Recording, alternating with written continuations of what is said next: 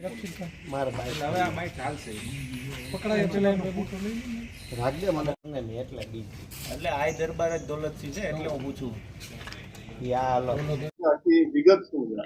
ગઈકાલે રાત્રિના 9:30 વાગ્યાના સુમારે નીલકંઠ પાર્ક પાસે ખોડિયાર હોટલ છે ચાની, ત્યાં આ કામના જે ફરિયાદી છે ગુનાના રતિકભાઈ પટેલ અને એમના ભાઈ છે હાર્મિસભાઈ, એ ચા પીવા ગયેલા અને એ દરમિયાન ત્યાં ઉપર બીઝેડ ફાઇનાન્સ વાળો છે દેવસિંહ, તો એ દોલતસિંહ, તો એ એમની સાથે ઝઘડો થયો અને એમને ત્યાં સાઈડમાં એમની ડેલી છે તો એ બાબતે ત્યાં ન ઉભા રહેવા બાબતમાં ઝઘડો થયો અને એની અંદર એમને ચક્કુથી હુમલો કર્યો, જેમાં હાર્મિસભાઈનું મૃત્યુ થયેલું છે અને આ બાબતે 302 નો ગુનો ભક્તિનગર પોલીસ સ્ટેશનમાં દાખલ કર્યો છે. હાલ પીઆઈ તપાસ કરી રહ્યા છે. સર, આરોપીની પકડી લેવામાં આવ્યો છે કે હજી ફરાર છે?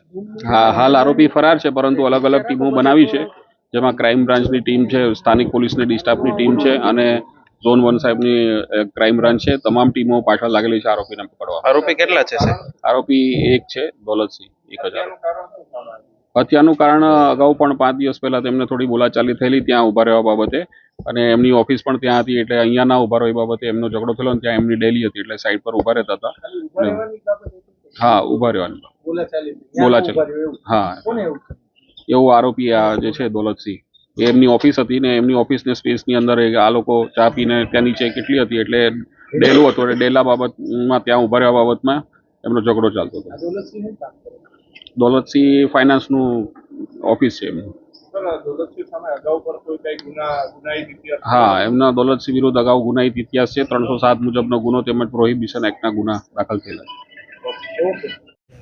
એ વિવાદમાં અત્યારે ચાલે છે. આરોપી ક્યારે